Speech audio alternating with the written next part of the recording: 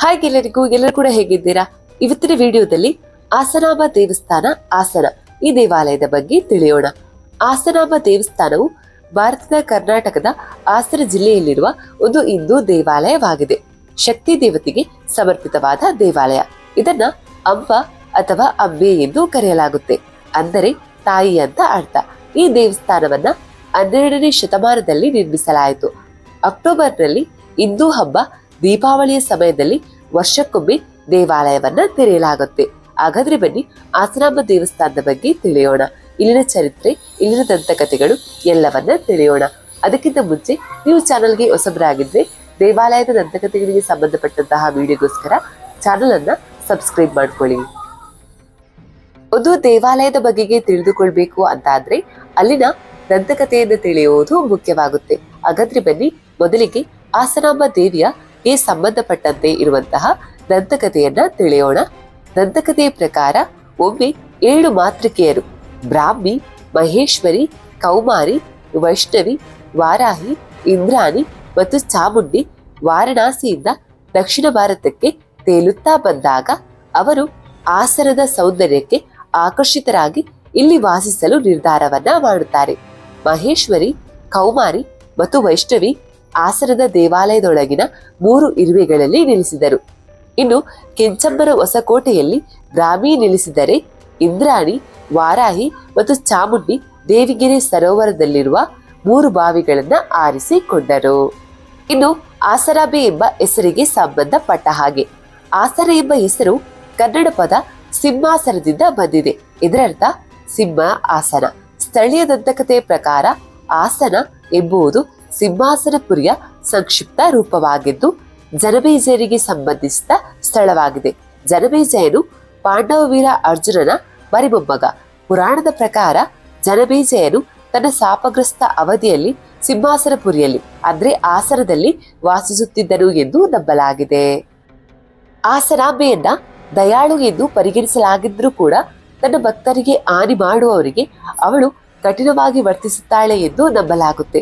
ಇದಕ್ಕೆ ಒಂದು ದಂತಕಥೆಯೂ ಕೂಡ ಇದೆ.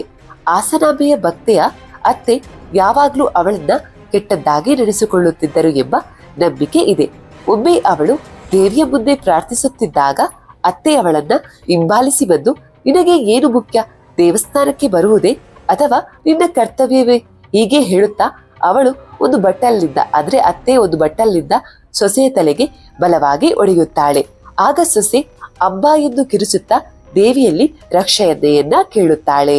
ಆಗ ದೇವಿ ಆ ಸೊಸೆಯನ್ನ ಕಲ್ಲನ್ನಾಗಿ ಪರಿವರ್ತಿಸಿ ದೇವಾಲಯದ ಆವರಣದಲ್ಲಿ ತನ್ನ ರಕ್ಷಣೆಯಲ್ಲಿ ಇರಿಸಿಕೊಳ್ಳುತ್ತಾಳೆ. ಆ ಕಲ್ಲನ್ನ ಸೊಸೆಯ ಕಲ್ಲು ಅಥವಾ ಸೊಸೆಯ ಕಲ್ಲು ಎಂದು ಕರೆಯಲಾಗುತ್ತೆ. ಸೊಸೆಯ ಕಲ್ಲು ಪ್ರತಿ ವರ್ಷ ದೇವಿಯ ಕಡೆಗೆ ಭತ್ತದ ಕಾಳಿನ ಗಾತ್ರದಲ್ಲಿ ಚಲಿಸುತ್ತಲೇ ಇರುತ್ತದೆ ಎಂದು ನಂಬಲಾಗಿದೆ. ಅದು ಆಸನಾಂಬೆಯ ಪ್ರತಿಭೆಯನ್ನ ತಲುಪಿದಾಗ ಕಲಿಯುಗದ ಅವಧಿ ಕೊನೆಗೊಳ್ಳುತ್ತದೆ ಎಂದು ಹೇಳಲಾಗುತ್ತೆ. ಇನ್ನೊಂದು ದಂತಕಥೆಯ ಪ್ರಕಾರ 4 ದರೋಡೆಕೋರರು ಆಸನಾಂಬೆಯ ಆಭರಣಗಳನ್ನ ದೋಚಲು ಪ್ರಯತ್ನಿಸಿದಾಗ ದೇವಿ ಅವರುಗಳನ್ನ ಕಲ್ಲುಗಳನ್ನಾಗಿ ಪರಿವರ್ತಿಸಿದಳು. ಈ 4 ಕಲ್ಲುಗಳನ್ನ ಕಲ್ಲಪ್ಪನ ಗುಡಿಯಲ್ಲಿ ಕಾಣಬಹುದು. ಇನ್ನು ಇಲ್ಲಿ ಸಿದ್ದೇಶ್ವರ ಸ್ವಾಮಿಗೆ ಅಂದ್ರೆ ಶಿವನಿಗೆ ಸಮರ್ಪಿತವಾದ ಇನ್ನೊಂದು ದೇವಾಲಯವಿದೆ. ಇಲ್ಲಿ ಶಿವನು ಅರ್ಜುನನಿಗೆ ಪಾಶುಪಸ್ತ್ರವನ್ನ ನೀಡುವುದನ್ನ ಇಲ್ಲಿ ಚಿತ್ರಿಸಲಾಗಿದೆ. ಈ ಸಿದ್ದೇಶ್ವರ ದೇವಸ್ಥಾನವು ಪ್ರತಿದಿನ ದರ್ಶನಕ್ಕೆ ಲಭ್ಯವಿರುತ್ತೆ. ಆದ್ರೆ ದೇವತೆ ಆಸನಾಂಬೆ ದೇವಸ್ಥಾನವು ಹಿಂದೂ ಕ್ಯಾಲೆಂಡರ್ಗೆ ಅನುಗುಣವಾಗಿ ವರ್ಷಕ್ಕೊಮ್ಮೆ ಮಾತ್ರ ತೆರೆಯಲಾಗುತ್ತೆ. ಇದು ಕೂಡ ಅಂದ್ರೆ ಕಾಲ ಕೂಡ ಅವಧಿ ಕೂಡ ಇಲ್ಲಿ ಪ್ರತಿ ವರ್ಷ ಬದಲಾಗುತ್ತೆ ಅಂತ ಹೇಳ್ಬೋದು. ಆಸನಾಂಬ ದೇವಾಲಯದ ಇತಿಹಾಸಕ್ಕೆ ಸಂಬಂಧಪಟ್ಟ ಹಾಗೆ ಈ ದೇವಾಲಯವನ್ನ ಸುಮಾರು 12ನೇ ಶತಮಾನದ ಸಿಇಯಲ್ಲಿ ನಿರ್ಮಿಸಲಾಯಿತು. ಅದ್ಯಾಗೂ ನಿಖರವಾದ ದಿನಾಂಕ ತಿಳಿದಿಲ್ಲ. ಪುರಾತತ್ವ ಶಾಸ್ತ್ರ ತಜ್ಞರು ಆಸನಾಂಬ ದೇವಾಲಯವನ್ನ ಕರ್ನಾಟಕದ ದೇವಾಲಯದ ವಾಸ್ತುಶಿಲ್ಪದ ಒಂದು ಉದಾಹರಣೆ ಅಂತ ಪರಿಗಣಿಸುತ್ತಾರೆ. ಹಾಸನ ನಗರವು 11ನೇ ಶತಮಾನಕ್ಕೆ ಸೇರಿದ್ದು. ಹಾಸನದ ಸುತ್ತಮುತ್ತಲಿನ ದೇವಾಲಯಗಳು 11ನೇ ಶತಮಾನದಿಂದ ಆಳಿದ ವಿವಿಧ ರಾಜವಂಶಗಳನ್ನ ಸೂಚಿಸುತ್ತವೆ. ಇದನ್ನ ಮೂಲತಃ ಹೊಯ್ಸಳ ರಾಜವಂಶವು ತಮ್ಮ ಸಂಪ್ರದಾಯದಲ್ಲಿ ನಿರ್ಮಿಸಿತು. ಇದು ಹಿಂದೂ ಧರ್ಮದ ಮೇಲಿನ ಅವರ ನಂಬಿಕೆಯನ್ನ ಪ್ರತಿಬಿಂಬಿಸುತ್ತೆ. ಹಾಸನ ಜಿಲ್ಲೆಯಲ್ಲಿರುವ ದೇವಾಲಯಗಳು ಹೊಯ್ಸಳ ದೇವಾಲಯ ವಾಸ್ತುಶಿಲ್ಪದ ಸಂಪ್ರದಾಯದ ಕೆಲವು ಉದಾಹರಣೆ ಅಂತಾನೆ ಹೇಳ್ಬೋದು. ದೇವಾಲಯದ ವಾಸ್ತುಶಿಲ್ಪದ ಬಗೆಗೆ. ದೇವಾಲಯದ ಆವರಣದೊಳಗೆ ಪ್ರಧಾನ ದೇವತೆಯನ್ನ ಪ್ರತಿನಿಧಿಸುವ ಇರುವೆಯ ಗೋಡಿನೊಂದಿಗೆ ರಾಕ್ಷಸ ರಾಜ ರಾವಣನನ್ನ 10 ತಲೆಗಳ ಬದಲು 9 ತಲೆಗಳೊಂದಿಗೆ ವೀಣೆ ನುಡಿಸುತ್ತಿರುವಂತೆ ಅಸಾಮಾನ್ಯವಾದ ಚಿತ್ರವಿದೆ. ದೇವಾಲಯದ ಒಳಗೆ ಸಿದ್ದೇಶ್ವರ ಸ್ವಾಮಿಯನ್ನ ಕಾಣಬಹುದು. ಇದು ಅಸಾಮಾನ್ಯವಾಗಿದೆ, ಯಾಕಂದ್ರೆ ಇದನ್ನು ಲಿಂಗ ರೂಪದಲ್ಲಿ ಚಿತ್ರಿಸಲಾಗಿಲ್ಲ.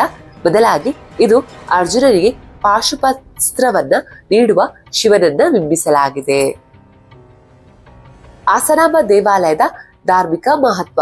ದೇವಾಲಯವು ವಾರ್ಷಿಕವಾಗಿ 1 ಅಥವಾ 2 ವಾರಗಳ ಕಾಲ ಮಾತ್ರ ತೆರೆದಿರುವುದರಿಂದ ದೀಪಾವಳಿ ಹಬ್ಬದ ಸಮಯದಲ್ಲಿ ದರ್ಶನ ಪಡೆಯುವುದು ವಿಶೇಷವೆಂದು ಪರಿಗಣಿಸಲಾಗಿದೆ. ವರ್ಷದ ಉಳಿದ ದಿನಗಳಲ್ಲಿ ದೇವಿಗೆ ತುಪ್ಪದಿಂದ ಬೆಳಗಿದ ದೀಪ ಅಂದ್ರೆ ನಂದಾದೀಪ, ಹೂವುಗಳು, ನೀರು ಮತ್ತು 2 ಚೀಲ ಅಕ್ಕಿಯನ್ನ ನೈವೇದ್ಯವಾಗಿ ಮುಂದಿನ ವರ್ಷದವರೆಗೆ ಬಿಡಲಾಗುತ್ತೆ. ದೇವಾಲಯ ಮುಚ್ಚುವ ಸಂಪೂರ್ಣ ಅವಧಿಯಲ್ಲಿ ದೀಪವು ಉರಿಯುತ್ತದೆ. ತುಪ್ಪ ಎಂದಿಗೂ ಕೂಡ ಖಾಲಿ ಆಗುವುದಿಲ್ಲ. ಬಾಗಿಲುಗಳನ್ನ ಮತ್ತೆ ತೆರೆದಾಗ ಅಕ್ಕಿ ಅರ್ಪಣೆ ಬೆಚ್ಚಗಿರುತ್ತದೆ, ಹೂಗಳು ತಾಜವಿರುತ್ತದೆ ಮತ್ತು ದೀಪವು ಬೆಳಗಿಕೊಂಡೇ ಇರುತ್ತದೆ. ಇದನ್ನು ಹಾಸನದಲ್ಲಿ ಒಂದು ದೊಡ್ಡ ದೇವಾಲಯವೆಂದು ಪೂಜಿಸಲಾಗುತ್ತೆ ಮತ್ತು ಇಲ್ಲಿನ ಮಹಿಮೆ ಕೂಡ ಅಪಾರ.